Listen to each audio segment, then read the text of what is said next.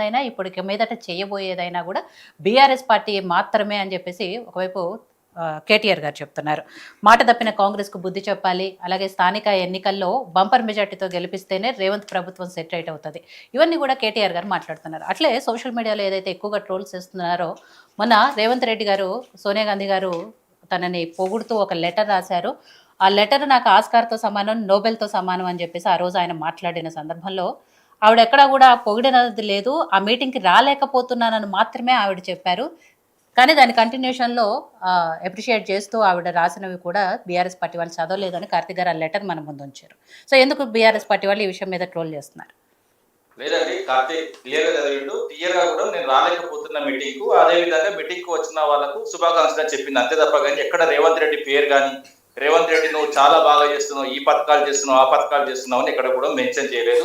సరే వదిలేద్దాం. అదే విధంగా ఇప్పుడు క్యాబినెట్ సమావేశం. ఎందుకంటే ఇలా క్యాబినెట్ సమావేశం జరుగుతుంది. ముఖ్యంగా రేషన్ కార్డులు ఏదైతే వీళ్ళు తంతు తీసుకొస్తున్నారో, అదే విధంగా ఇందిరమ్మ ఇండ్ల పరిస్థితి ఏంటి, అదే విధంగా ఏదైతే స్థానిక ఎన్నికల్లో ఎలా పోవాలి, అదే విధంగా 42% ఏ విధంగా మనం గవర్నర్ దగ్గర ఉన్నది, అది ఎట్లా ఏ విధంగా రిజల్ట్ వస్తుంది అన్నది కూడా అందరూ అంటే బీసీ సమాజంతో పాటు అందరు రాజకీయ పార్టీలు కూడా వెయిట్ చేస్తున్నారు. ఎందుకంటే ఇది ఇంపార్టెంట్ విషయం కాబట్టి, బీసీలకు తరతరాలుగా అన్యాయం జరిగింది కాబట్టి, ఈ అన్యాయంలో చాలా పార్టీలు భాగస్వామ్యం అయినాయి కాబట్టి, సరే వాస్తవంగా గతంలో ఏం జరిగింది, దాని తర్వాత అందరం కూడా 42% వీళ్ళు ఇస్తా అంటే వాస్తవంగా అది ప్రతిపక్షం మామూలు ఏదైతే 9.5 ఏళ్ళు పరిపాలకులుగా ప్రజలు స్వాగతించు, దాని తర్వాత ప్రశ్నించమని ఒక ప్లేస్ లో కూర్చోబెట్టిండ్రు. కాబట్టి ఆ ప్లేస్ కి మేము వాల్యూ ఇచ్చి అదే విధంగా తగు న్యాయం చేస్తున్నామని భావిస్తున్నాం. ఎందుకంటే ఇప్పుడు ఏదైతే వీళ్ళు అంశాలు 42% ఏదైతే వీళ్ళు ఆర్డినెన్స్ తీసుకొచ్చారో, ఆర్డినెన్స్ ముందే తీసుకొస్తే ఇదంతా సిచ్యువేషన్ ఉండకపో. ఎందుకంటే వీళ్ళు ఏదైతే అసెంబ్లీలో తీర్మానం చేసి పంపిన తర్వాత, ప్రభుత్వానికి కేంద్ర ప్రభుత్వం పంపిన తర్వాత ఏదైతే సుప్రీంకోర్టులో 50% దాటద్దన్నది కాబట్టి అక్కడ ఏ విధంగా కూడా మా అనుకూలంగా సమాధానం రాదు అన్న విషయం అందరికీ తెలుసు. అన్ని రాజకీయ పార్టీలు తెలుసు, అందరి మేధావులకు తెలుసు. కానీ ఇక్కడ జరిగేది ఏంటంటే మొత్తం కేంద్ర ప్రభుత్వం జనగణన చేసి ఏదైతే గౌరవ కేసీఆర్ గారు కూడా గతంలో రాజ్యాంగం మారవాలి, కొన్ని అంశాలు చేంజ్ చేయాలన్నప్పుడు మొత్తం ఒంటికాల మీద వేసిన సందర్భంలో కేసీఆర్ గారు కూడా క్లియర్ గా జవాబు చెప్పడం జరిగింది. ఎందుకంటే అన్యాయం ఏ విధంగా జరుగుతున్నది, రాజ్యాంగంలో ఉన్న కొన్ని అంశాలను తీసుకొని ఏదైతే ఎస్సీ, ఎస్టీ, బీసీ, మైనార్టీ ఏ విధంగా బాధపడుతున్నారు. ఎస్, నేను ఎందుకు అన్నా అంటే ఎస్సీలు చాలా ఘోరమైన పరిస్థితిలో ఉన్నారు. వాళ్ళ ఆర్థిక పరిస్థితి ఇంకా కూడా 78 స్వాతంత్ర భారతదేశంలో ఇంకా కూడా వాళ్ళ వెనుకబాటు కారణమైంది. ఎస్, వాళ్ళ వెనుకబాటు మారవాలంటే కొంచెం రాజ్యాంగం సవరణ చేయమని చెప్పిండు. అదే విధంగా బీసీలు ఎంత మంది ఉన్నారో వాళ్ళంతా రిజర్వేషన్ అడుగుతున్నారు కాబట్టి ఇది ఓన్లీ సాధ్యం రాజ్యాంగ సవరణ చేసిన అవుతుంది కాబట్టి ఎస్ రాజ్యాంగం మారవాలని చెప్పిండు కేసీఆర్ గారు. ఇలాంటి పరిస్థితులు తీసుకొచ్చింది. అదే విధంగా వీళ్ళైతే 42% స్థానిక సంస్థలు తీసుకొస్తా అన్న తర్వాత వాస్తవం ఇది ఒక్కటి కాదండి, బీసీలకు ఇలా హామీ ఇచ్చింది. ఇప్పుడు మొత్తం రీచ్ మొత్తం బయట పెట్టిన, ఎందుకంటే వచ్చిన 6 నెలల్లోనే బీసీ కమిషన్ నివేదిక ఆధారంగా అని చెప్పిండు. వాస్తవంగా ఈ రోజు నేను ఈ మన టీవీ ఛానల్ పక్షాన నేను చూపెడుతున్నా. ఎందుకంటే పరిస్థితులు ఏ విధమైన పరిస్థితులు ఉన్నాయంటే వీళ్ళు ఏదైతే అట్ ప్రజెంట్ బీసీ కమిషన్ చేతిలోనే ఈ కులగణకు సంబంధించి రిపోర్ట్స్ లేవండి. ఎందుకంటే వాళ్ళు ప్రభుత్వానికి పలుమార్లు లెటర్ రాసినా కూడా ప్రభుత్వం నుంచి సరైన జవాబు రావట్లేదు. దానికి సంబంధించిన అంశం మీకు పంపిస్తారు. అదే విధంగా ఏదైతే వీళ్ళు పంచాయతీ మున్సిపాలిటీల్లో కొత్తగా 23,973 మందికి ప్రాతినిధ్యం వహిస్తున్నారు. ఎస్, మేము స్వాగతించాం. దాన్ని స్వాగతించే మేము ఏదైతే అసెంబ్లీలో వీళ్ళు ఏదైతే నిర్ణయం తీసుకున్నారో దాని ముందున్నాం. అదే విధంగా ఏదైతే ప్రభుత్వ సివిల్ కాంట్రాక్ట్, మెయింటెనెన్స్ కాంట్రాక్ట్ లో బీసీలకు 42% అని చెప్పి ఎక్కడ ఇస్తున్నారండి? వచ్చిన 6 నెలలు, ఇప్పుడు దాదాపు 18-19 నెలలే. అదే విధంగా బీసీ సంక్షేమానికి ఏడాదికి 20,000 కోట్లని పచ్చి అబద్ధం ఆడి నా చేతిలోనే బడ్జెట్ బుక్ ఉందండి. ఎందుకంటే 24-25 ఇది బడ్జెట్.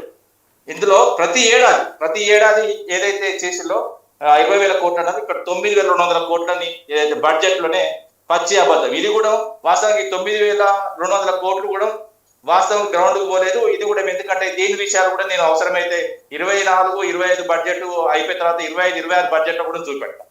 అదే విధంగా బీసీ సంక్షేమం అని 20,000 కోట్లు అని చెప్పి బీసీల మొక్కాన నా తూతు మంత్రంగా అసలు ఏం చేసిందో ఇంతవరకు ఏ బీసీకి న్యాయం జరిగిందో కూడా మీరు చెప్పలేని పరిస్థితిలో ఉన్నారు. అదే విధంగా చాలా కేంద్రాలు, అన్ని జిల్లా కేంద్రాలు 50 కోట్లతో కన్వెన్షన్ హాల్లు, ప్రెస్ క్లబ్లు, స్టడీ సర్కిట్లు, లైబ్రరీలు, క్యాంటీన్లు, ఇల్లు చెప్పింది ఇవన్నీ. అదే విధంగా ఏంది ఇవన్నీ? సరే ఇవన్నీ పక్కకి నెడితే సరే బీసీలకు వీళ్ళు ఎట్లా చేస్తారు, ఏ విధంగా చేస్తారు అది ఆర్డినెన్స్ తీసుకొచ్చి ఆర్డినెన్స్ ముందే తీసుకొస్తే అయిపోవు కదా. మరి జనాలు ఏదైతే జనాలను బప్పులు చేయడం ఎందుకు? మొత్తం ఆఫీసర్లను గ్రామాలకు పంపి వేల కోట్లు మొత్తం వృధా చేసి మన తర్వాత దగ్గర రానట్టే కదా. ఇప్పుడు ఆ దగ్గర రాదు, ఇది ఏ విధంగా ఫలితం లేదు కాబట్టి ఖచ్చితంగా ఆర్డినెన్స్ తీసుకురా. అదే ఆర్డినెన్స్ ముందు తీసుకొచ్చి నువ్వు ఏదో గవర్నర్ పంపితే గవర్నర్ సంతకం పెడతారా పెట్టడా, ఏ విధంగా రిప్లై వస్తుంది అన్నది ఇప్పుడు అటు సైడ్ అయితే తలుపులు మూసుకపోయినట్టు. వాస్తవం చెప్పాలంటే మొన్న బీజేపీ ప్రెసిడెంట్ కూడా క్లియర్ గా చెప్పాడు, అది వాస్తవంగా 50% దాటంతో తమిళనాడు తర్వాత ఏదైతే సుప్రీంకోర్టు తీసుకున్న నిర్ణయం కాబట్టి దానికి అనుగుణంగానే ఏదైతే రిపోర్ట్స్ ఉంటాయి. ఒకవేళ జరగాలంటే ఖచ్చితంగా ఇప్పుడు జనగణన ఇది లాస్ట్ ఎండింగ్ లో స్టార్ట్ అవుతుంది. స్టార్ట్ అయిన తర్వాత కోళ్ళు కుక్కలతో పాటు మనుషులు కూడా లెక్క పెడతారు, అందరు రెడీగా ఉండాలని అయితే వాళ్ళు కూడా చెప్పడం జరిగింది. అయిన తర్వాత ఎవరు ఎంత ఉన్నారు, ఏ విధంగా ఉన్నారు, ఇప్పుడు వాస్తవాలు ఏంటంటే బతుకున్న బీసీలను చంపిళ్ళు, బతికిన ఎస్సీలను చంపిళ్ళు, కానీ ఓసీలు విపరీతంగా పెరిగిపోయింది ఏందో వీళ్ళ ఏదైతే గణనలో.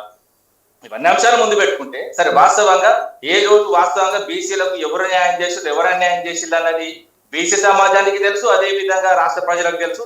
వాస్తవంగా స్థానిక ఎన్నికలు పెడితే ఎలాంటి పరిస్థితులు వాళ్ళకు కూడా కొంత అవగాహన ఉన్నది, వాళ్ళకు కూడా అయితే ఇంటెలిజెన్స్ వర్క్ ఉన్నది, వాళ్ళు కూడా ఫోన్ ట్యాపింగ్ అవన్నీ చేసుకుంటున్నారు. వాళ్ళు ఏం చేసుకున్నా వాళ్ళ పరిస్థితిని బట్టి ఈ రోజు అక్కడ సుదీర్ఘంగా నడుస్తున్నది. మన పరిస్థితి ఏదైతే ఈ రోజు ఎన్నికలకు పోతే ఎలాంటి పరిస్థితులు ఉంటాయి, ఏ విధంగా పరిస్థితులు ఉంటాయని వేరేది వేసుకుంటున్నారు.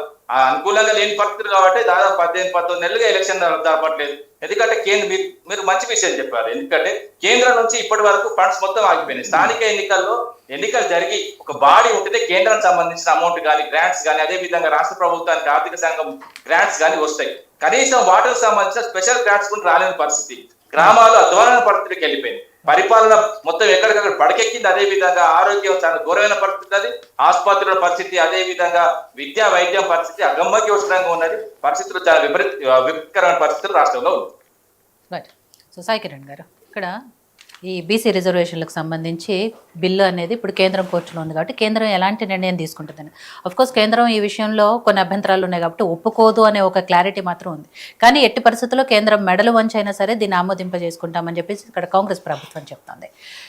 ఇందాక రామూర్తి గారు అన్నట్టు అలాగే నేను చెప్పినట్టు కూడా సంవత్సరంన్నర నుంచి కేంద్రం నుంచి రావాల్సిన నిధులు రావట్లేదు, ఏదైతే పంచాయతీరాజ్ శాఖకి రావాల్సిందో అవి రావట్లేదు. కాబట్టి గ్రామాల్లో అభివృద్ధి కూడా కుంటుపడుతుంది.